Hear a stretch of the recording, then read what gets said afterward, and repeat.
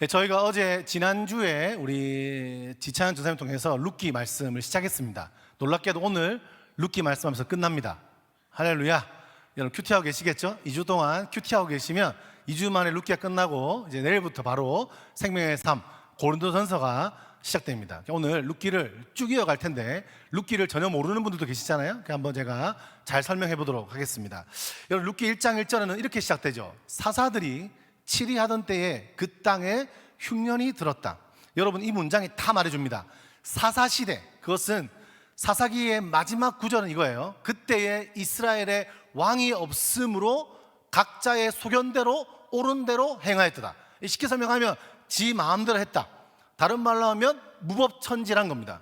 간간과 살인과 내전과 이 수많은 문제들이요 일어나던 시대가 바로 사사시대였고, 그 어려운 사사시대에 어떤 일이 있냐, 룻기에 보니까 흉년까지 들었다는 거죠. 망한 겁니다. 완전히 망했습니다. 여러분 인생에 흉년이 있는 것처럼 우리의 삶에 흉년이 찾아올 때가 있잖아요. 흉년이 온 거예요. 이제 이 한 가족이 있는데 아빠는 아비멜렉입니다. 엄마는 나옴이고 아들 둘이 있는데 말론과 기론입니다. 여러분 아비멜렉의 뜻은요, 내 하나님은 왕이시다. 한번 따라해볼까요? 내 하나님은 왕이시다. 시작. 좋은 이름이에요, 나쁜 이름이에요? 그렇죠? 여러분 대답을 명안히 하는데 우리 좋은 이름이에요, 나쁜 이름이에요? 좋은 이름. 내 하나님은 왕이시다. 좋은 이름이에요. 나오미의 뜻은요 달콤하다는 뜻입니다. 즐거움이란 뜻이죠. 근데 이제 좋은 이름인데 아들들 이름이 좀 이상해요. 말로는요 병약하다, 기로는 쇠약하다. 무슨 말이냐? 닌겔하고 친하다 이런 겁니다. 병원하고 친하고 지금 계속 이제 닌겔 맞고 해야 되는 그런 상황 중에 왔다는 신호를 주는 것이죠. 이 가족에게 죽음의 그림자가 드리워져 있음을 이름에서 알 수 있죠. 이 가족이 어디로 가냐? 모압으로 갑니다. 모압이 어떤 나라냐면 창세기 19장에 보면 롯의 큰 딸이 아빠와 동침해서 낳은 것이 모압입니다. 여러분 롯입니다. 룻 아닙니다. 큰 딸이 낳은 것이 모압인데 출발부터 어둡습니다. 그리고 신명기 23장 3절에 이렇게 말합니다. 암못 사람과 모압 사람은 여호와의 총회에 들어가지 못하리니 그들에게 속한 자는 10대뿐 아니라 영원히 여호와의 총회에 들어가지 못하리라. 무슨 말이냐? 이 모압은 영원히 못 들어온 나라예요. 영원히 이 가족이 그 안 좋은 나라에 갔다는 겁니다. 살려고 자존심을 버리고, 물론 가장이기 때문에 그럴 수 있다고 생각할 수 있습니다. 근데 어떤 일이 났냐? 가는 것까지는 괜찮았습니다. 모압 땅에 힘들게 흉년이 들어서 이방 땅으로 떠났는데 어떤 일이 있냐면 아비멜렉이 가장이 죽게 됩니다. 큰아들 말론도 작은 아들 기론도 시름시름 앓더니 남자 셋이 다 죽었습니다. 이 시대에 남자가 죽는다는 것은 생활을 할 수 없다는 환경이 왔다는 겁니다.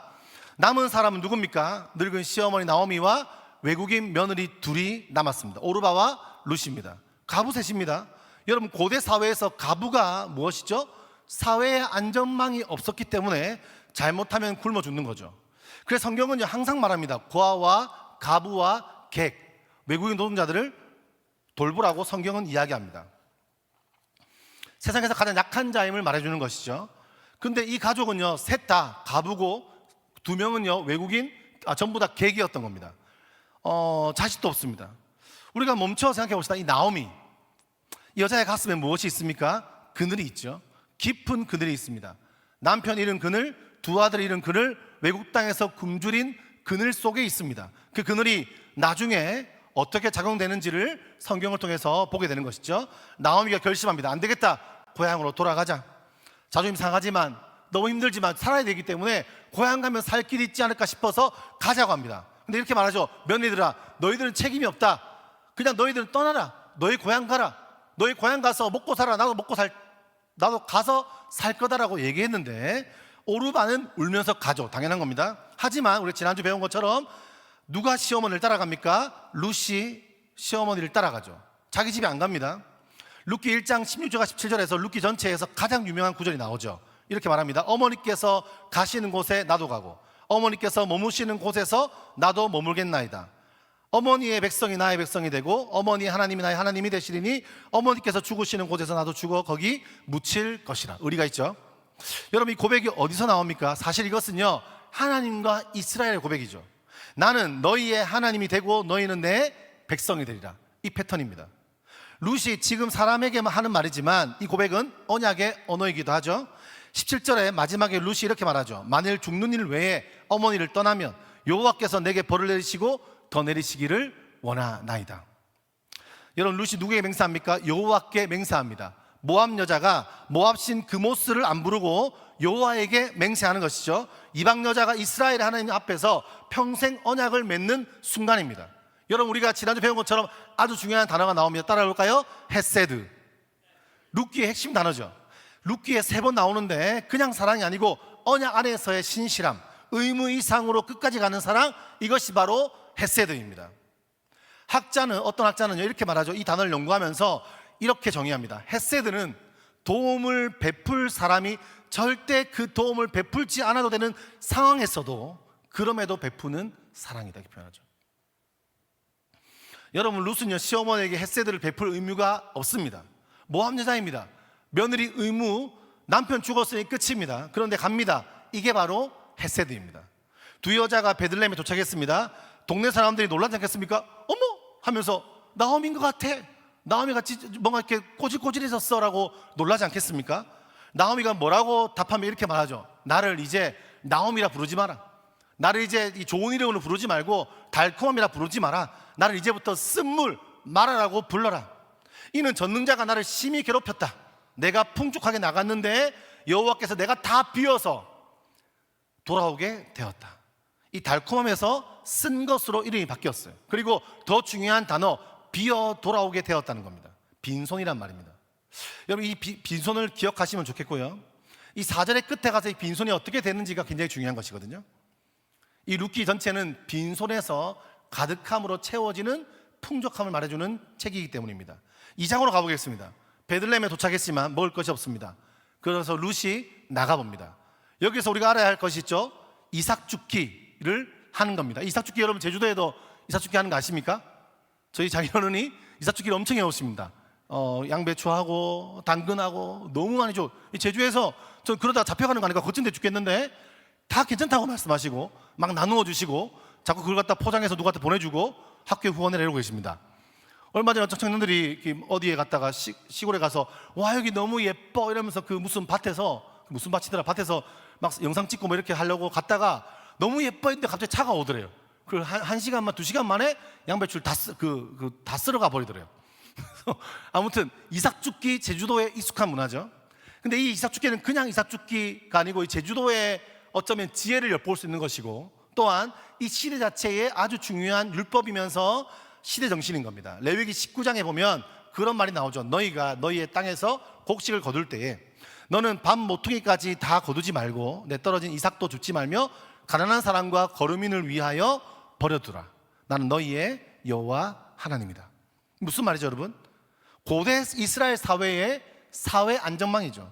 가난한 사람이여 구걸하지 않게 자기 손으로 일해서 살도록 인간의 존엄을 지키도록 가져갈 모퉁이를 남겨두는 삶을 하나님이 정해놓으신 거예요, 시스템을. 근데 저는 그런 생각도 해봐요. 얼마나 디테일한지.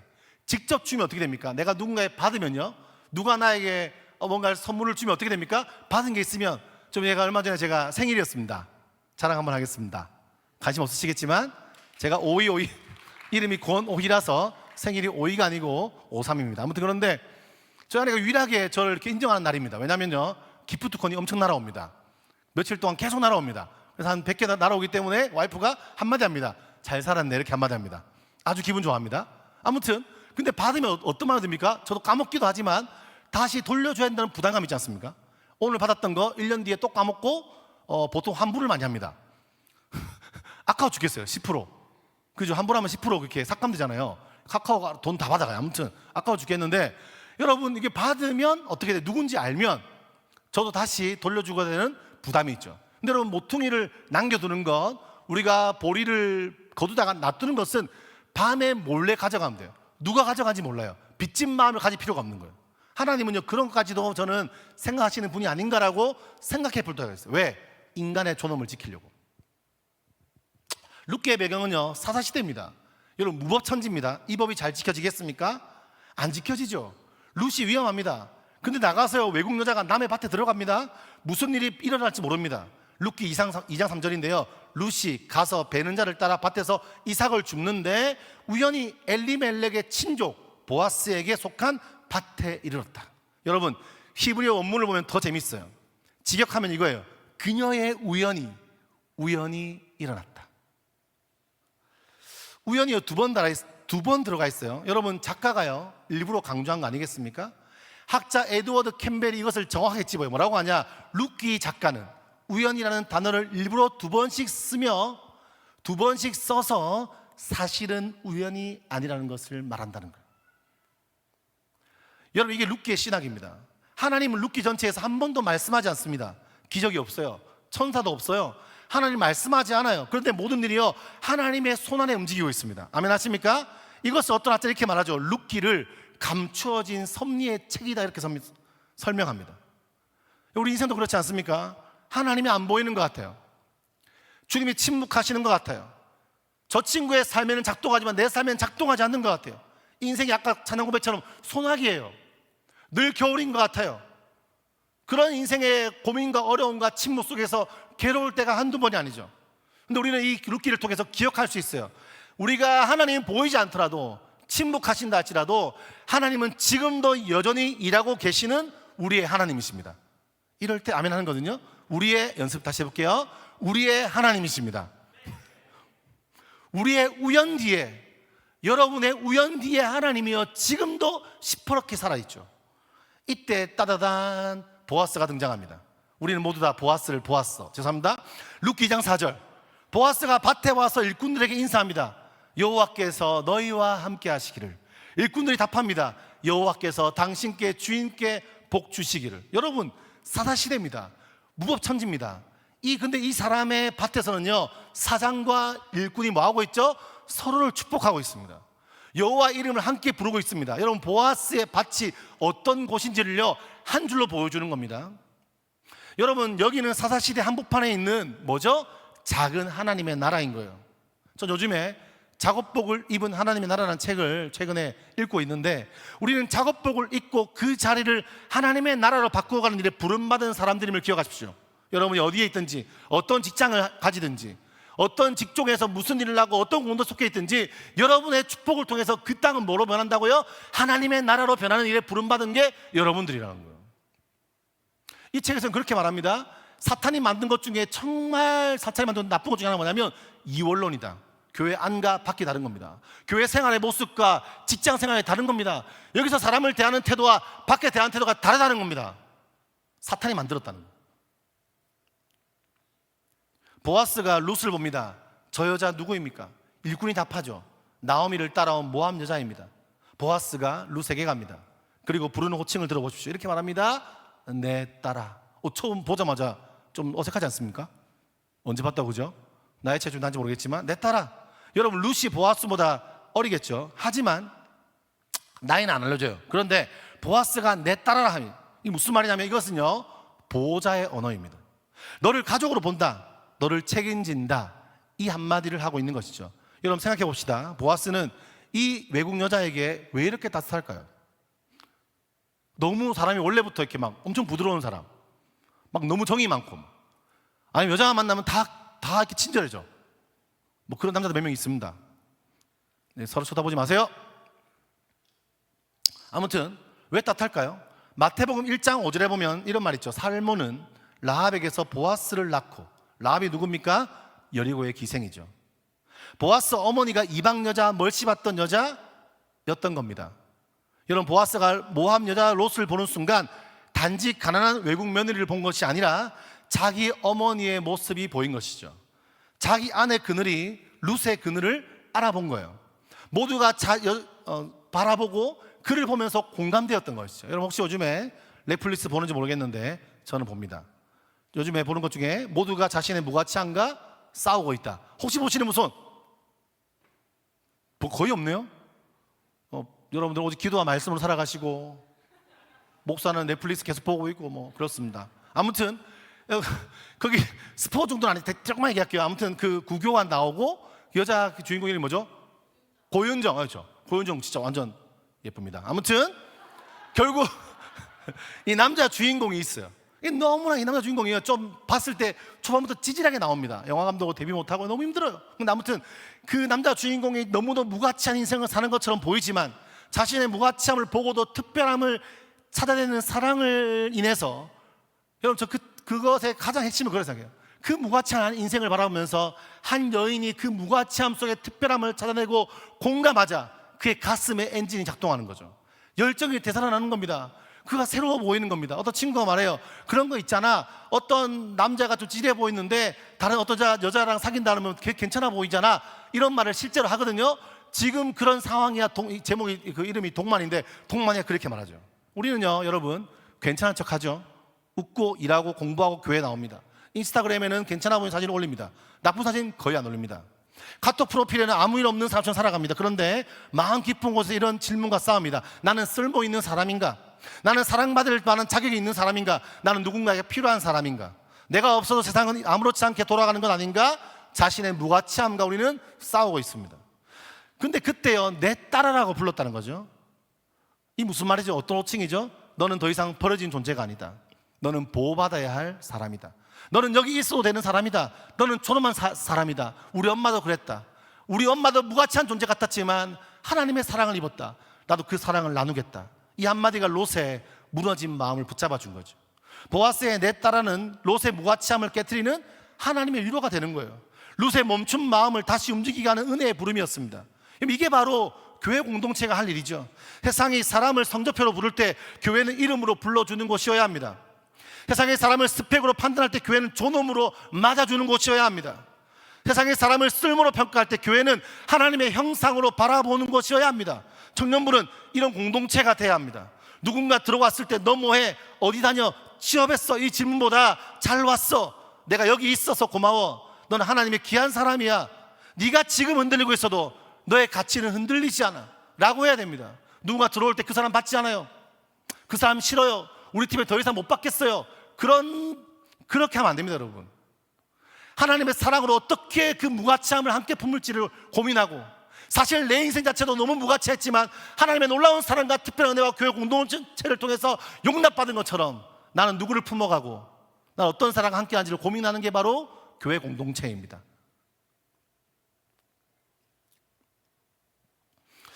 정호승 시인이 이런 시를 썼습니다. 제목이 참 멋져요. 나는 그늘이 없는 사람을 사랑하지 않는다. 드라마도 안 보고 시도 관심 없고 나는 그들이 없는 사랑을 사랑하지 않는다. 그늘이 없는 사람을 사랑하지 않는다. 그 다음에 이렇게 얘기해요. 나는 한 그루의 나무의 그늘이 된 사람을 사랑한다. 햇빛도 그늘이 있어야 맑고 눈이 부시다. 나무 그늘에 앉아 나뭇잎 사이로 반짝이는 햇살을 바라보면 세상은 그 얼마나 아름다운가. 뒤에 가면 이런 말도 있어요. 나는 눈물을 사랑하지 않는 사람을 사랑하지 않는다. 나는 한 방울 눈물이 된 사람을 사랑한다. 여러분, 그늘이 있는 사람이, 내 안에 그늘을 볼 줄 아는 사람이 누군가에게 쉴 자리를 내어줄 수 있습니다. 3장에 가면요, 이것이 더 깊어지죠. 룻이 놀랍니다. 나는 이방 여인이거늘 어찌하여 내게 은혜를 베푸시며 나를 돌보시나이까. 보아스가 이렇게 말합니다. 여호와께서 내가 행한 일에 보답하시기를 원하며. 소식을 들었겠죠? 이스라엘의 하나님 여호와께서 그의 날개 아래 보호받으러 온 내게 상 주시기를 원하노라. 여러분, 룻의 헷세들을 기억하고 책임 있는 사랑을 기억하며 헌신을 기억하며 놀라운 축복을 하고 있죠. 여기서 날개라는 단어를 기억하십시오. 카나프. 이 단어가 옷자락이 되고 날개도 되죠. 같은 단어입니다. 여기서 보아스가 시편의 언어를 빌려옵니다. 하나님의 날개 아래서 보호받는다. 그 찬양 아세요? 주의 날개 아래. 조금 틀렸어요, 음이. 자, 아무튼 다시. 주의 날개 아래 거하는 것. 그 다음 뭐죠? 임재 안에 거하는 것. 지금 맞아요. 오케이. 여러분, 날개 아래 거한다는 표현이 참 멋진 시적 표현이거든요. 보아스가 룻에게 말합니다. 너 이방 여자지만 하나님의 날개 아래 들어왔다. 너 이제 안전하다. 여러분, 다 망하고 남편까지 이런 상황에 이 말이 얼마나 큰 위로가 됐겠습니까? 이 말 진심입니까? 네, 진심이죠. 룻이 3장에서 이 말을 보아스에게 되돌려 주거든요. 조금 뒤에 알려드릴게요. 룻이 그날 저녁에 집에 갑니다. 이삭이 한 에바입니다. 에바는 22리터. 한 사람이 보름을 먹을 양입니다.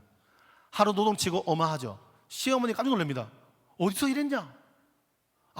이름이 아마 보아스라는 사람인데 제가 보아스를 보았어요 이렇게 했단 말이에요. 나오미 표정이 확 바뀌죠. 이렇게 말합니다.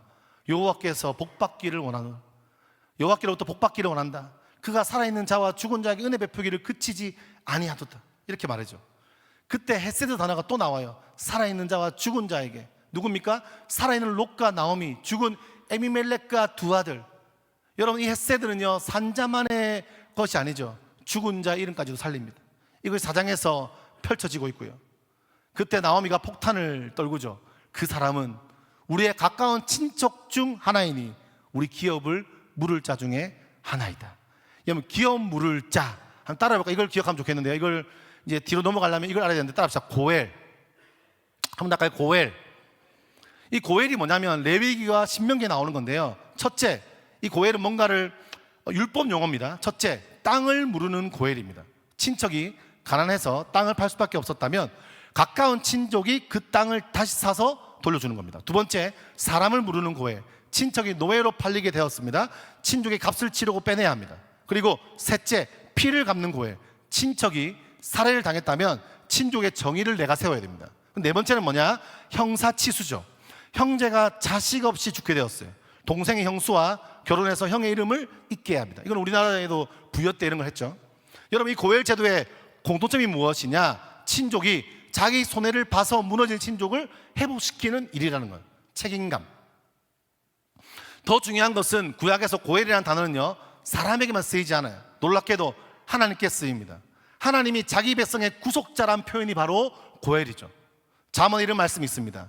옛 지게석을 옮기지 말며 고아들의 밭을 침범하지 말지어다. 이는 그들의 구속자가 강하시니 그가 너를 대적하사 그들의 원한을 풀어 주실 것이다. 고아들의 고엘이라는 겁니다. 이사야 말씀에는요 여호와께서 야곱을 구속했다는 거죠. 그리고 예레미야에 이는 그들의 구속자가 능하시다 이런 표현이 있습니다. 하나님은 그런 분이라는 거예요. 고엘의 하나님, 우리를 구속하신 하나님, 우리를 어떻게 해요? 되사신 하나님이라는 거예요. 우리의 빛을 갚으시고 잃어버린 것을 회복시키는 분이라는 거죠. 루키 2장 20절에서 나오미가 이렇게 말합니다. 보아스가 우리의 고엘이다. 그러는 순간 이것이 하나님의 구원 드라마가 시작된다는 신호입니다. 이제 3장입니다. 추수가 끝날 때 나오미가 룻을 부릅니다. 그리고 작전을 짭니다. 내 딸아, 내가 너를 위하여 안식한 곳을 위하여 너를 복되게 하야 하지 않겠냐? 뭡니까 어머니? 갑자기 이렇게 말합니다. 이 안식할 곳의 뜻은요 마노아흐라고 하는데 단순히 그냥 뭐 비는 거 이런 게 아니고요, 이것을 자기가 함께 만들려고 한다는 겁니다. 무슨 말이냐? 1장의 빈손 나오미가 3장에서 행동하는 나오미가 된다는 것을 의미하고 있어요. 우리가 놓치지 말아야 될 게 있어요. 나오미의 시선이 어디가 있습니까? 자기 노년을 보는 게 아닙니다. 지금 말을 보면요 자기 외로움을 보는 게 아닙니다. 며느리의 미래를 보고 있죠. 룻을 위하여 안식할 곳, 룻의 행동, 자기보다 며느리가 먼저 됩니다. 이것이 배려죠. 자기의 그늘이 있는 사람이 옆 사람의 그늘을 먼저 봅니다. 나오미는 자기 빈손이 있는데도 며느리의 빈손을 먼저 채우려고 합니다. 이 작전을 지금 짜고 있는 거죠. 보아스가 오늘 타작 마당에서 잘 거다. 넌 어떻게 하냐면 깨끗하게 씻고 향유를 바르고 의복을 입고 그가 잠들면 발치 밑에 이불에 누워있어. 이런 말. 이것 때문에 여러분 학자들이 많이 고민했어요. 무슨 얘기지? 도대체 뭘까 싶은데 결론적으로는 이것에 대해서 결론은 뭐냐면 많은 학자들이 말하기를 바로 청혼하는 장면이라고 말하죠. 학자 로버트 허바드는 이렇게 말합니다. 이 시대 발치 이불을 들치고 눕는 행위는 법적이고 사회적인 청혼이었다. 당신이 저를 책임져야 합니다. 당신이 저희 가문의 고엘이 되어 주십시오. 여러분 이게요 위험한 장면 아닙니까? 한밤중에 술 마시고 잠든 남자, 외국 여자 혼자, 보아스가 여러분 이상한 사람이었으면요 인생은요 끝납니다. 만약에 보아스하고 딴 사람 만났어요. 어떻게 되겠습니까? 이 루시가 안고 있던 두려움이요 한두 가지가 아니죠. 일단 거절에 대한 두려움, 보아스가 거절하면 어떨까요? 망신당하죠. 성적 착취의 두려움이 있지 않겠습니까? 인생은 끝납니다. 사회적 수치의 두려움이 있어요. 외국 남자가 한밤중에 남자에게 갔다는 소문이 나면 끝장납니다. 동네에 못 삽니다. 돌 맞습니다. 근데 이 세 가지 두려움을 다 안고 떨면서 루시 갑니다. 왜 가죠? 시어머니를 위해서입니다. 죽은 남편 이름을 위해서, 그리고 보아스를 신뢰해서 갔다는 거죠. 루시 자기 운명을 어떻게 대하고 있습니까? 나는 모함 여자라서 안 돼. 나는 가부라서 안 돼. 나는 외국인이라서 안 돼. 나는 망했어. 나는 흙수저야. 난 다 망했어. 일어설 수 없어. 라고 말하지 않습니다. 여러분 혹시 그런 사자와 같은 외침 하는 분 혹시 있을지 모르겠는데, 난 망했어. 나는 어떻게 할 수 없어. 난 관계도 망하고 내 미래는 없어라고 말하는 사람이 있을지 모르겠는데, 오늘 이 말도 안 되는 상황 속에서 룻은 그렇게 하잖아요. 악조건을 원망하지 않습니다. 그 조건을 자기 삶으로 수용합니다. 거기서요 길을 만들어 갑니다. 그것이 바로 존재의 용기입니다. 잠시 후에 보아스가 룻을 이렇게 부르죠. 한밤중에 보아스가 깹니다. 발치를 턱 건드려. 제가 자주 이한이 아들내미들 재우다가 자주 이렇게 자거든요. 자면 갑자기 이현이가 자꾸 제 발에 걸립니다. 굴러 흘러서 제 발에 있다가 제가 얼굴을 막 바로 차고 이렇게 하니까 열받아서 이현이가 뭐라 하면서 엄마 방으로 갑니다. 근데 자다가 놀래요. 어이 뭐야? 근데 여자가 있는 거예요. 사람이 있는 겁니다. 얼마나 놀랐을까요? 누구냐? 근데 룻이 답합니다. 이게 룻기 전체의 심장 같은 구절입니다. 나는 당신의 여종 룻입니다. 당신의 옷자락을 펴 당신의 여종을 덮으소서. 이는 당신이 기업을 물을 자가 됨이니이다. 옷자락은 날개라고 했죠. 이 카나프는 보아스가 2장 12절에서 직접 말했던 여호와의 날개 아래 보호받으러 온 내게 상 주시기를 원한다는 그 단어를 그대로 돌려줍니다.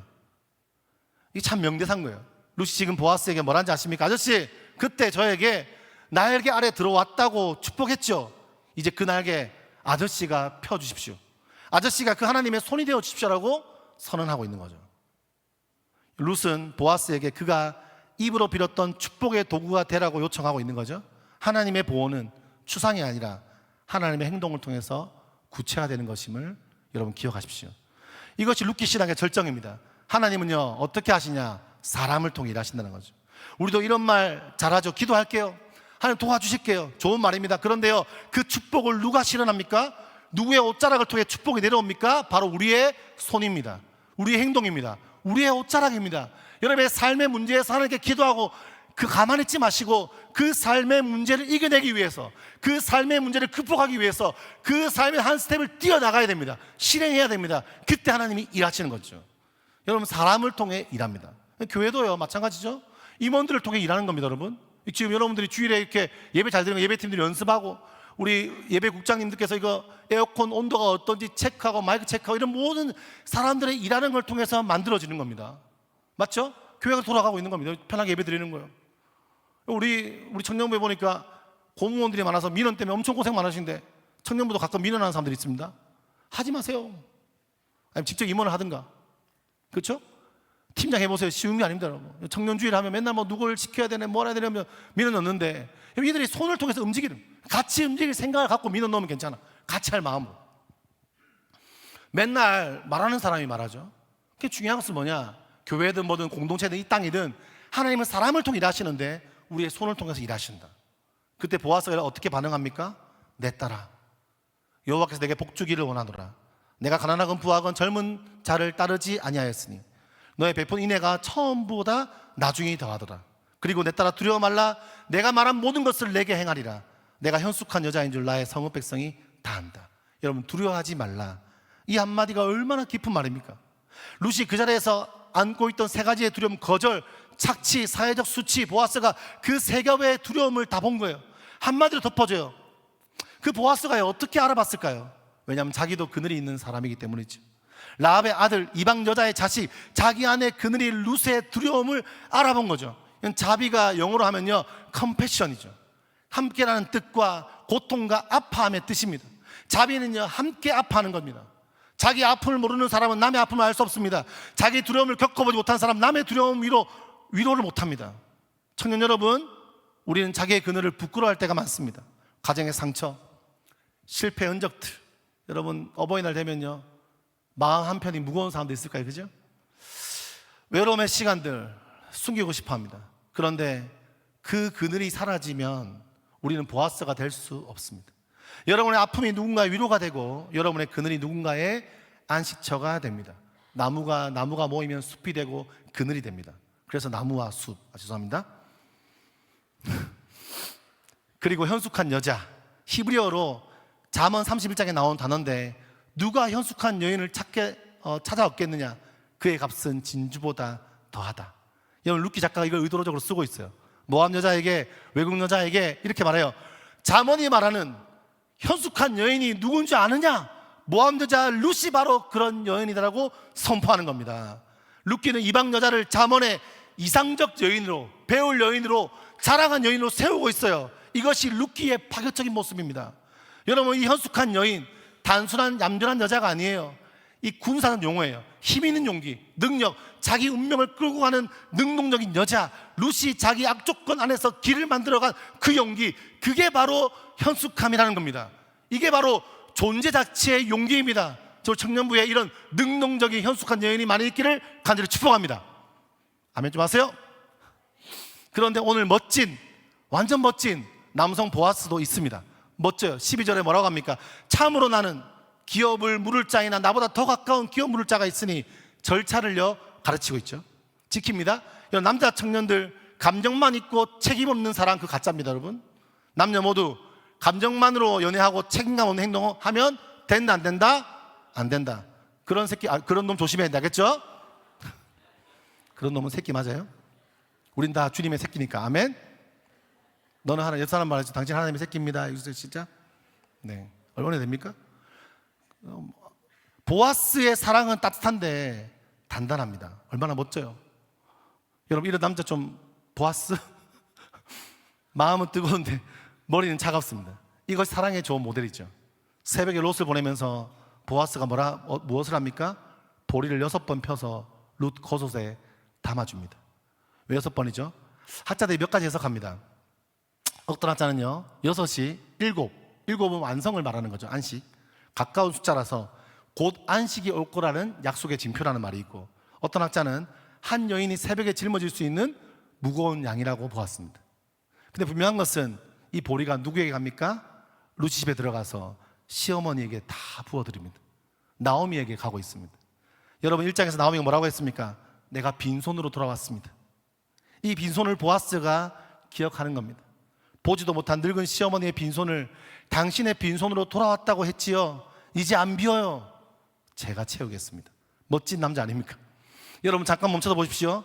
이 장면에 세 사람의 시선이 어디가 있습니까? 나오미는 룻을 봅니다. 며느리 미래에 걱정합니다. 룻은 나오미를 봅니다. 시어머니의 빈손을 채우려고 합니다. 보아스는 두 사람을 다 보고 있습니다. 룻의 두려움을 알아보고 나오미의 빈손까지 헤아리고 있는 것이죠. 여러분, 이것이 무엇입니까? 시린 마음들이 만나서 서로의 그늘이 되어주고 있습니다. 자기 아픔이 있는 사람들이, 자기의 결핍이 있는 사람들이, 사소한 걸로 싸우고 있는 그 사람들이, 그래서 옆 사람의 결핍을 보게 되는 것이죠. 이것이 뭡니까? 이것이 바로 헤세드고, 이것이 바로 룻기입니다. 이것이 바로 성경이고, 이것이 바로 믿음의 공동체의 삶이죠. 룻이 새벽에 돌아옵니다. 시어머니가 보리를 보고 빙그레 웃습니다.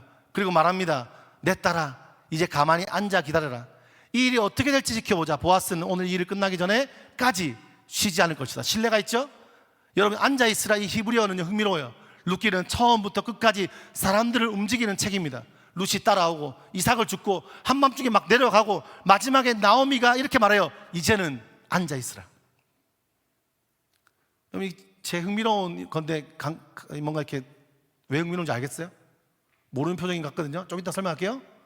여러분, 조금 더 흥미로운 것은 뭐냐? 3장 이후 룻이요 이야기의 전면에 사라져요. 4장에서 룻은 거의 등장하지 않아요. 보아스가 일을 진행하죠. 장로들이 결정합니다. 마지막에 동네 여자들이 아기를 안습니다. 룻은 잠잠합니다. 왜 그럴까요? 이게 바로 신앙이에요, 여러분. 뭐냐면 인간이 할 수 있는 것을 한 다음에는 뭐 해야 되죠? 기다려야 됩니다. 주님께 의탁해야 됩니다. 잠언 16장 6절 말씀에 9절 말씀에 사람이 마음으로 자기의 길을 계획할지라도 그 걸음을 인도하는 분은 여호와시다. 할렐루야. 우리가 움직일 때도 일하시고 앉아있을 때도 일하시는 분이신데 우리가 그분을 바라보고 신뢰하는 거죠. 여러분, 우리 이 시대는 가만히 못 있는 시대입니다. 끊임없이 무언가를 해야 됩니다. 가만히 있으면 뒤처집니다. 근데 룻기는 가르칩니다. 최선을 다한 이후에는 앉아서 기다릴 줄 알아야 한다고 말씀하죠. 그게 바로 신뢰고 그게 바로 믿음입니다. 다음날 아침 보아스가 사장입니다. 이제 동네 성문으로 갑니다. 여러분, 성문은 어떤 곳입니까? 고대 이스라엘에서 성문은요 법정이죠. 신명기 21장 19절에 여기서는 막 재판들이 이루어지고 있어요. 공적 공간입니다.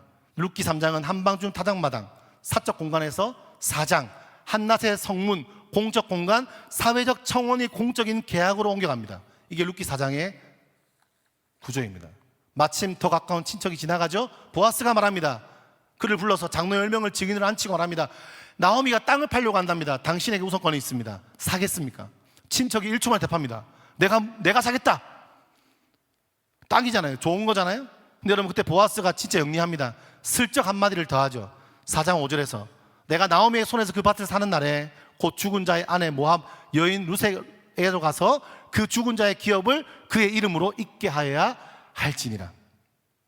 그때 표적이, 진짜 표정이 확 바뀝니다. 계산이 돌아갑니다. 율법에 따라서 말합니다. 룻과 결혼해서 아들을 낳지 않습니까? 그 아들이 이름이 자기 아들이 아닙니다. 죽은 에밀멜렉의 아들로 등록됩니다. 그걸 다 알고 있는 것이죠. 갑자기 뭐라 합니까? 손사래를 칩니다. 못하겠다. 나는 내 기업에 손해가 있을까 하여 나를 위하여 물으지 못하노니 내가 물을 것을 내가 물으라.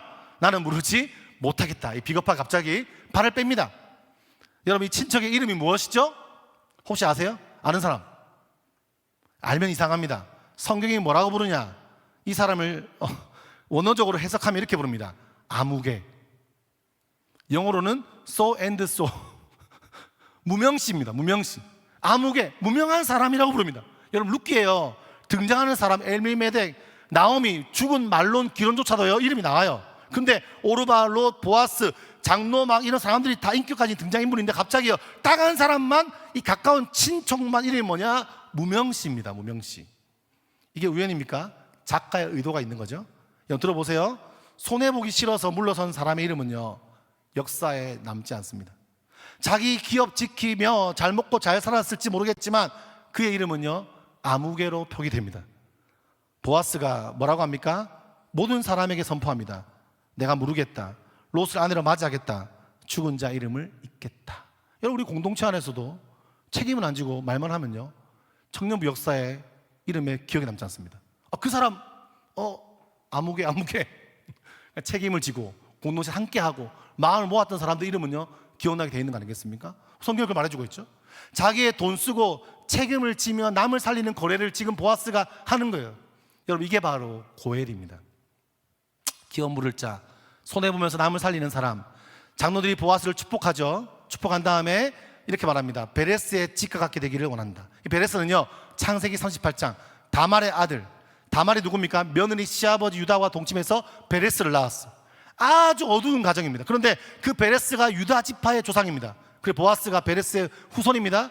이것은 무엇입니까? 여러분, 너무 어려운 가족사로 시작되었지만 하나님이 이스라엘을 세우신 그 이야기, 다말도 이방 며느리, 룻도 이방 며느리, 이 패턴이 반복되고 있어요. 하나님은요 변두리에서 중심을 세우는 분이시라는 거예요. 마지막으로 보아스와 룻이 딴딴따단 결혼합니다. 룻기 4장 13절에 여호와께서 그에게 임신하게 하십니다. 룻기에서 하나님이 직접 행동하는 것이 두 번인데 1장 6절에 흉년을 끝내시고 4장 13절에 임신하게 하시죠. 시작과 끝이 의미 있습니다.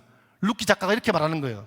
중간의 가정은 사람이 다 했지만 시작과 끝에 하나님이 계셨다. 여러분 삶의 전면에 주님이 함께 하시고 시작하시고 끝내실 겁니다. 믿는 사람 아멘 합시다. 아들을 낳죠. 이름이 오벳입니다. 섬기는 자란 뜻입니다. 그리고 마지막 장면이 나옵니다. 너무 짜네요. 룻기 4장 14절과 17절에 동네 여자들이 늙은 나오미에게 와서 아기를 남겨줍니다. 그리고 말합니다. 여호와를 찬송할지어다. 너를 사랑하는 며느리 7 아들보다 나은 며느리가 너에게 이 아이를 낳았다. 여러분, 7 아들보다 나은 며느리, 7 완전수잖아요. 고대 이스라엘에서 7 아들 가진 여자가 가장 복받은 여자입니다. 사무엘상 1장 8절을 보십시오.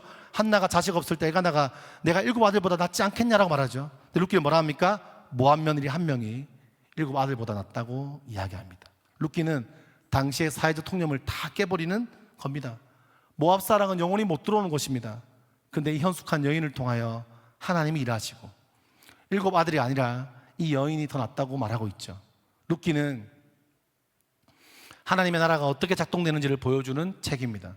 핏줄이 아니라 헤세드, 출신이 아니라 신실함, 자격이 아니라 사랑, 형식이 아니라 배려입니다. 1장에서 누가 울었습니까? 나오미가 나를 말하라고 불러라. 빈손으로 돌아왔다. 울던 그 여자가 4장에서 무엇을 하고 있습니까? 손주를 품에 안고 있습니다. 16절에 나오미가 아기를 받아 품에 품고 그 양육자가 되니, 여러분, 빈손이 가득 채워졌습니다. 이것이 복음입니다.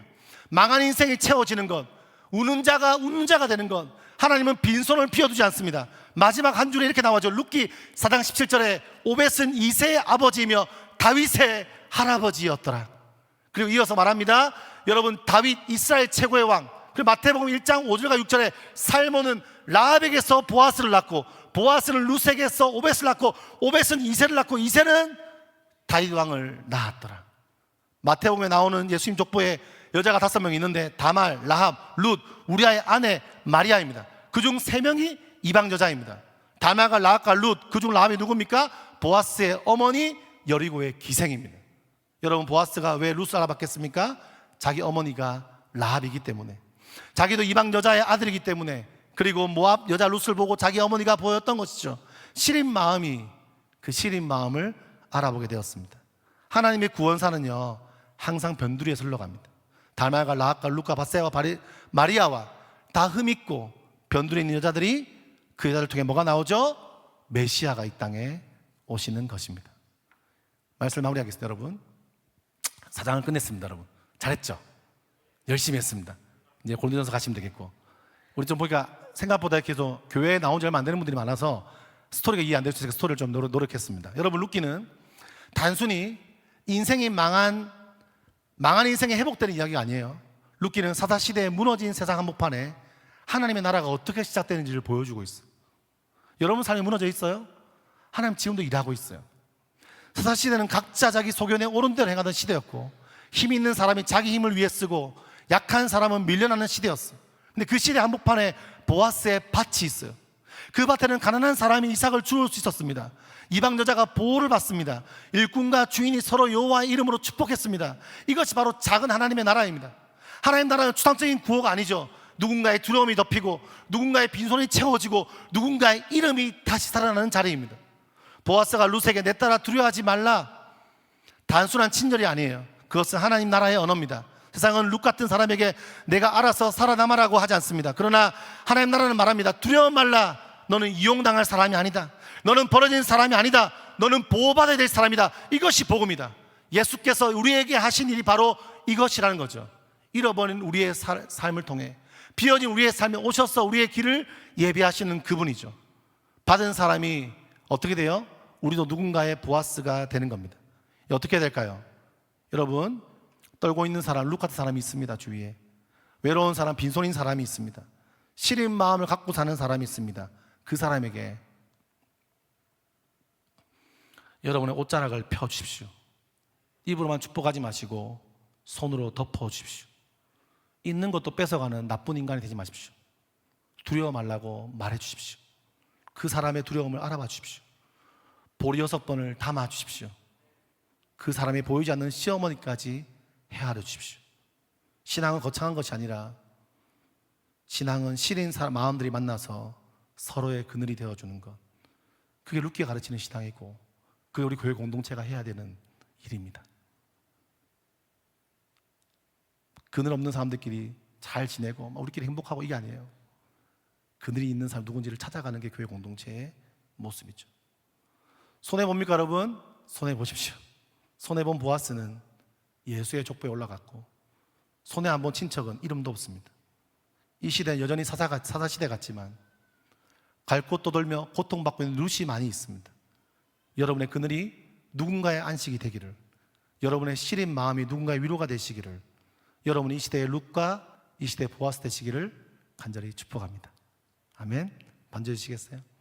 여러분, 그 드라마에서 그런 장면 나옵니다. 그 항동만이라는 주인공이랑 사귄다고 하니까 어떤 사람이 뭐라고 말해요? 부끄럽지 않니? 그런 남자를 만나고 막 부끄럽다고 하니까 그 여자가 별로 안 부끄럽다고, 당신보다 낫다고 이렇게 얘기한단 말이에요. 그러다가 그 여인과 그 남자친구와 고현정이 만나서 이렇게 얘기합니다. 뭐 대화 중에 이런 내용이 있어요. 저가 부끄럽지 않냐는 물어볼 때 이렇게 말합니다. 조금 부끄러워요. 조금 부끄럽다는 거예요. 여러분, 우리 인생 부끄러운 거 있어요, 없어요? 난 하나도 안 부끄러워서 손 들어봐요. 몇 명 계시네요. 한번 자기를 돌아보세요. 우리 다 부끄러운 존재입니다. 그걸 복음을 아는 사람의 모습이에요. 다 부끄러워요. 이렇게 말해요. 조금 부끄럽고 많이 사랑스러워요. 황동환에게 그렇게 이야기하죠. 무슨 말인지 이해되세요? 하나님의 마음 같아요. 여러분 부끄러운 거 있어요. 우리 부끄러운 거 없이 살아가는 거 아니에요. 우리 다 부끄러워요. 하나님 뭐라는 줄 알아요? 이렇게 말해요. 하나님 저 부끄러워요. 가진 거 없어요. 뭘 할지 모르겠어요. 저는 진짜 이거밖에 안 되는 존재고요. 너무 진짜 저는 이거밖에 안 돼요. 근데 하나님 뭐라 말씀하세요? 이렇게 말해요. 너 조금 부끄럽긴 해. 하는 거 보니까 내 딸답게 내 아들답게 못 사는 것 같아. 부끄럽긴 해. 그만 미워해. 그만 좀 그렇게 살아. 좀 부끄러워. 근데 있잖아, 그것보다 많이 사랑스러워. 아멘. 그게 하나님의 사랑입니다. 정확한 기억인지 모르겠지만 그 사람이 거울 보다가 이런 얘기해요. 자기한테 막 어쩜 좋지? 이렇게 말해요. 이 새끼 너무 사랑스러운데 이렇게 말해요. 거울 보면서 아 너무 사랑스러운데? 글 보면서 그래. 아무튼 정확히 모르겠어요. 이렇게 말해주. 당신 자기한테 말해주세요. 자기한테 말해주는 거예요. 어쩜 좋지? 어쩜 좋지? 이 새끼 좀 그렇다 그죠? 어쩜 좋지? 너 너무 사랑스러운데 조금 부끄럽지만 많이 사랑스러워. 시작. 아멘 하세요. 그 신실하신 주님이 여러분 삶에 함께 하십니다. 같이 찬양합시다. 다 함께 자리를 하시겠습니다.